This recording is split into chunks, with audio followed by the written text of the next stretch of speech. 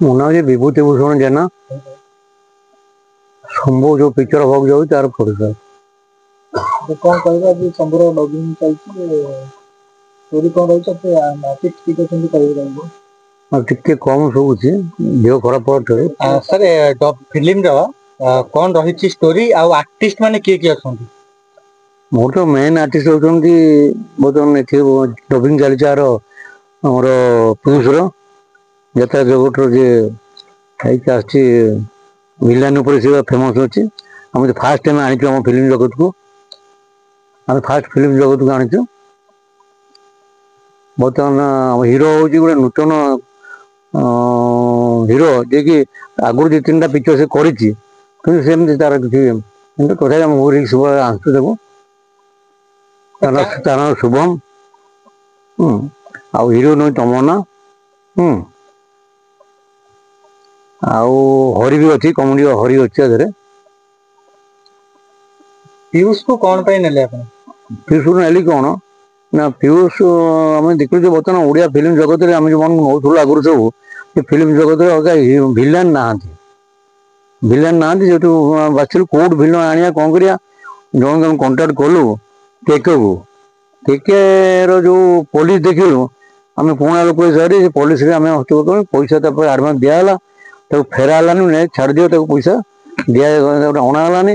Choose କଲୁ କାହାକୁ ଆଣିବା କାହାକୁ ଆଣିବା, କୋଉଠି ଖୋଜିଲୁ ଭିଲିଆନ କାହାନ୍ତି ଓଡ଼ିଆ ଫିଲ୍ମ ଜଗତରେ, ବାଧ୍ୟ ହେଇ ତାକୁ ଆଣିଲୁ।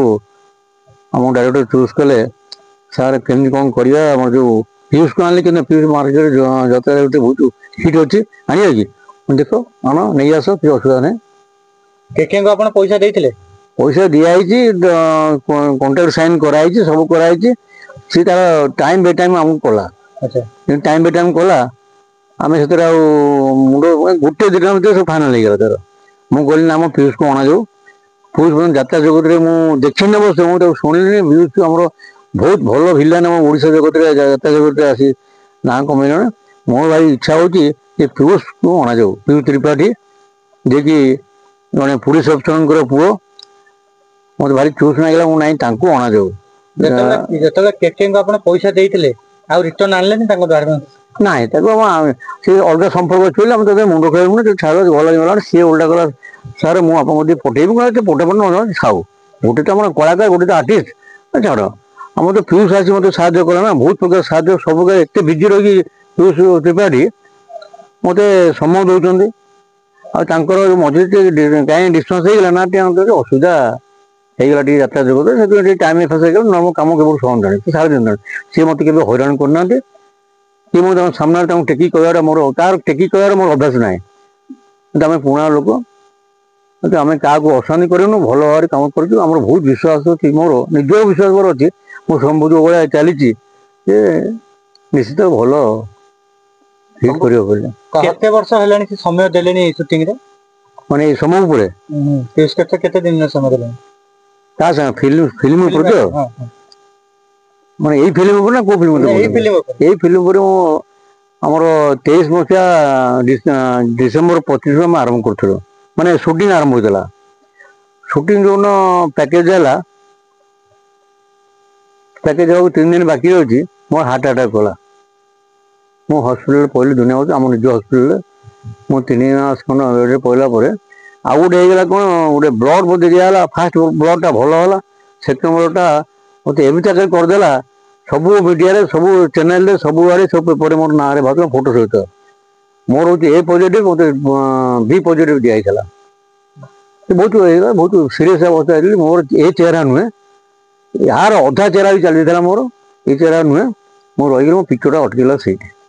ସେଠି ମୋର ଏଠି 1.5 2 ବର୍ଷ ହେଇଗଲା ପିକ୍ଚରଟା କମ୍ପ୍ଲିଟ୍ ହେବାକୁ। ନହେଲେ ମୋ ପିକ୍ଚର ହେଇକି ରିଲିଜ ହେଇ ସେକେଣ୍ଡ ପିକ୍ଚର ମୁଁ କରିସାରନ୍ତାଣି। ଯେତେବେଳେ ପିୟୁଷକୁ ନେଇକି ଯାତ୍ରା ବିବାଦ ଦେଖାଦେଲା, ଆପଣ ସେତେବେଳେ କଣ ଭାବିଲେ? ମୁଁ ଭାରି ଦୁଃଖିତ, ମୋର ଅନୁତାପ କଲି ଯେ କାହିଁକି ଆମ ପିୟୁଷଟା ସେଠି ରହିକି ଚାଲେଞ୍ଜ ଭିତରେ ପଶିଲେ। ଆଉ ତାଙ୍କର ତ ମୂଳରୁ ସେଥିରେ ପଶି ଯାଇଛନ୍ତି, ପୁଲିସ ସର୍ଭିସ କରିକି, ପୁଲିସ ସର୍ଭିସ ଛାଡ଼ିକି ଏଥିରେ ପଶିଗଲେ, ତାଙ୍କ ମନ ହେଲା। ମୋର ପ୍ରିନ୍ସିପାଲ କଣ, ଯିଏ ଯୋଉଥିରେ ଯିବାକୁ ଚାହିଁବେ ତାଙ୍କୁ ଛଡ଼ାଯାଉ, ତାଙ୍କ ପଛରେ ତାଙ୍କୁ ପେଲାଯାଉ।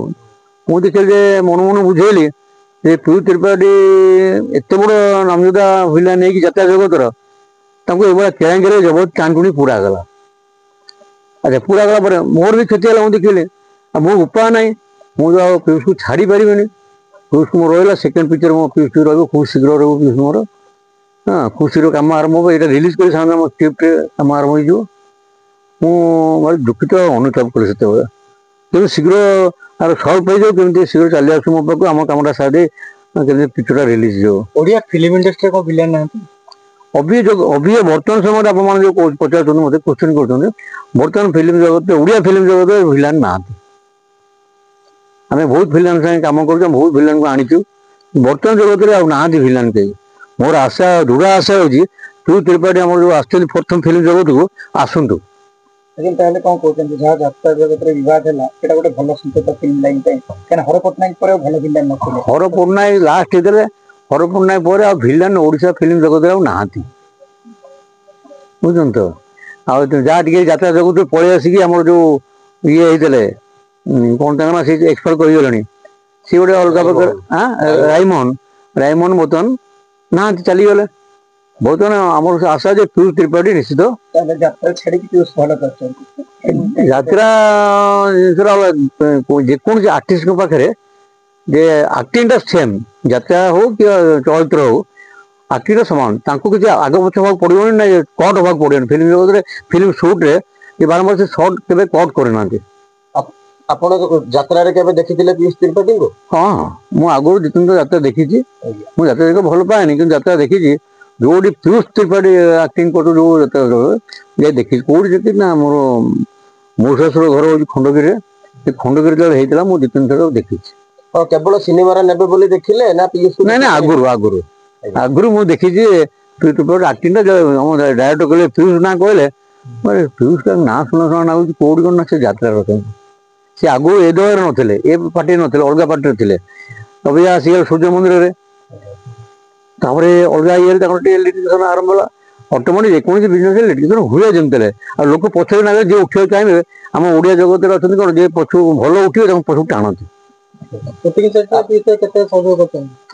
शूटिंग सेट रे पीयूष बाबू केते सपोर्ट करंती आपन मत तो भल सपोर्ट कर मत भल सपोर्ट कर टाइम अनुसार आसुनी टाइम अनुसार जाती और अधिक समय दिखती मत आउ कौ कौट कौन कर से तो प्रथम थर आस मो पिक्चर को तो मुझे देखिए मत भल समय देखते भल आपन नजर रे पीयूष केमती लोक मैंने कौ हिसाब क्यारेक्टर आर्टिस्ट हिसाब से मनीष हिसाब से भल मुझे जानी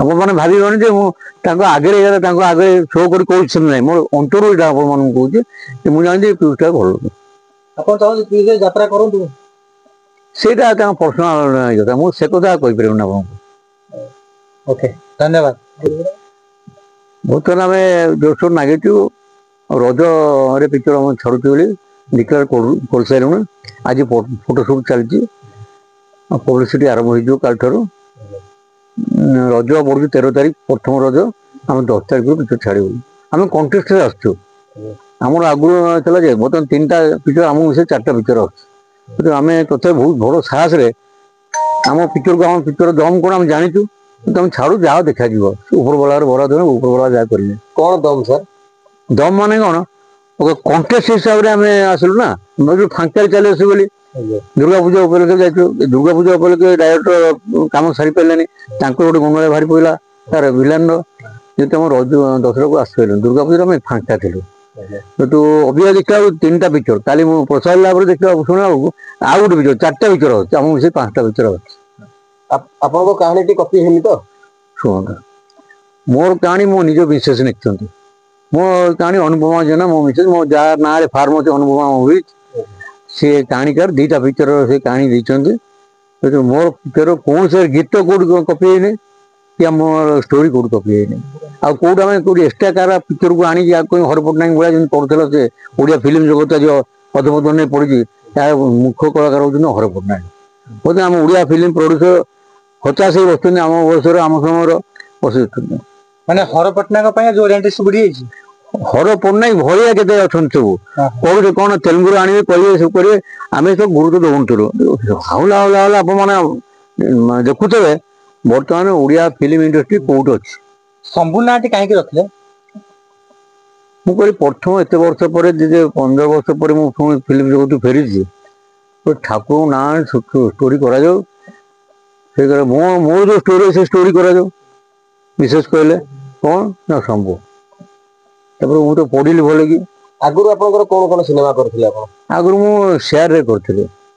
ଆଗରୁ 1978 ମୋ ଷ୍ଟୁଡେଣ୍ଟ ଲାଇଫରେ ରେଭେନ୍ସାର ଜେନେରାଲ ସେକ୍ରେଟାରୀ ଥିଲି। 78 RN ସିଂହ ଚିଫ ମିନିଷ୍ଟର ଥିଲେ। ସେତିକିବେଳେ ଫାଷ୍ଟ ଆମେ କଲୁ ଆରତୀ। ସେତେବେଳେ କଲର ତା ପୂର୍ବରୁ ବ୍ଲାକ୍ ଆଣ୍ଡ ପିକ୍ଚର ଓଡ଼ିଶା ସରକାର ଓଡ଼ିଶା ଜନସାଧାରଣ ଦେଖୁଥିଲେ।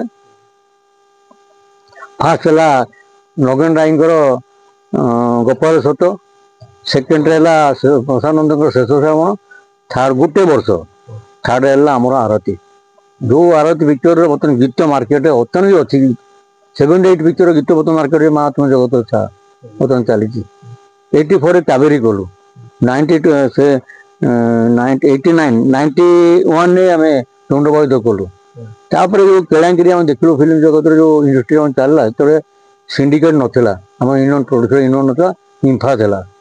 ତାର ହେଡ୍ ଥିଲା ଆମର କାଲକାଟାରେ। ପ୍ରତ୍ୟେକ ଷ୍ଟେଟ୍ ଗୋଟେ ଗୋଟେ ବ୍ରାଞ୍ଚ ଥିଲା। ଆମ କଟକ ଓଡ଼ିଶା ପାଇଁ ବାରବାଟୀ ଷ୍ଟାଡିୟମରେ ତାର ବ୍ରାଞ୍ଚ ଥିଲା। ସେ ପରିଚାଳନା କରୁଥିଲା ଓଡ଼ିଆ ଫିଲ୍ମ ଇଣ୍ଡଷ୍ଟ୍ରିରେ।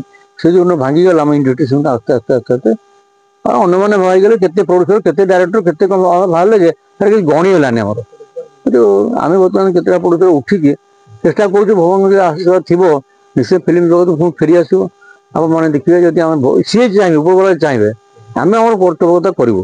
ମୁଁ ଭାବୁଛି ମୋ ପିକ୍ଚର ଯୋଉ ଅନୁସାରେ ଆଣୁଛି ପୁରୁଣା ଢାଞ୍ଚାରେ ଓଡ଼ିଆ ଉପରେ ଓଡ଼ିଶା ଉପରେ ଆଉ ଜନସାଧାରଣ ଶିଖିବା ଭଳିଆ, ମା ଭଉଣୀ ବସି ଏକା ସାଙ୍ଗେ ଫିଲ୍ମ ଦେଖିଲା ଭଳିଆ, ମା ଭାଇ ଭଉଣୀ ବାପ ଏକା ସାଙ୍ଗେ ଫିଲ୍ମ ଦେଖିଲା ଭଳିଆ ସେଇଭଳିଆ ପିକ୍ଚରଟି ମୁଁ ଚେଷ୍ଟା କରୁଛି, ଆଣିଛି। ତାର ଗୀତ କେତୋଟି ଅଛି? ଗୀତ 5ଟି ଅଛି। କିଏ ମ୍ୟୁଜିକ୍ ଦେଇଛି? ଦୀପକ କୁମାର। ଲେଖା ଲେଖା 5ଟା ଗୀତ 5ଟା। ମୋର ଯୋଉ ସବୁ ସିଙ୍ଗର ଥିଲେ ଲିଷ୍ଟେଡ ମାନେ ସେମାନେ ନାହାନ୍ତି। ନୂଆ ଦୀପକ କୁମାର ଆଣିଛନ୍ତି। ନୂଆ ମାନେ ସେ ଆଗରୁ ବହୁତ ପିକ୍ଚର ଦେଇଛନ୍ତି, ଏ ପିକ୍ଚର ବି ଦେଇଛନ୍ତି। ଟାଇଟଲ ସଙ୍ଗ କ'ଣ ଅଛି? ତେଣୁ ଶମ୍ଭୁ ନାଁରେ ଟାଇଟଲ ଅଛି। ଶମ୍ଭୁ ଆମ ଶମ୍ଭୁ, ଏ ଶମ୍ଭୁ ଆମ ଗାଁର ଶମ୍ଭୁ। ସିଙ୍ଗର କାହାକୁ ନେଇଛନ୍ତି? ସିଙ୍ଗର ସବୁ ଆମେ ଭଲ ସିଙ୍ଗର ଓଡ଼ିଶା ମାର୍କେଟରେ କ'ଣ ଚାଲିଛନ୍ତି ଫିଲ୍ମ ଜଗତରେ ଆଉ ଅନ୍ୟାନ୍ୟ ଇଏରେ ତାଙ୍କୁ ନେଇଛୁ। ନାଁ ହଠାତ୍ ମୁଁ ଆପଣଙ୍କୁ କହିପାରୁନି, ମନେ ରହୁନି, କିନ୍ତୁ ଏବେ ଯୋଉ ଚାଲିଛି ମାର୍କେଟରେ ସେମାନଙ୍କୁ ନେଇଛୁ। ରଜକୁ ଆହୁରି ଗୋଟେ ବାବୁର ହଉଛି। ଦେଖାଯାଉ ସେଗୁଡ଼ାକ ତ କହୁଛନ୍ତି ଆପଣ। ମୁଁ ଆପଣ ପ୍ରଥମେ କହିଲି ଏଇଟା ହଉଛି ଭଗବାନଙ୍କ ଉପରେ ନିର୍ଭର କରେ।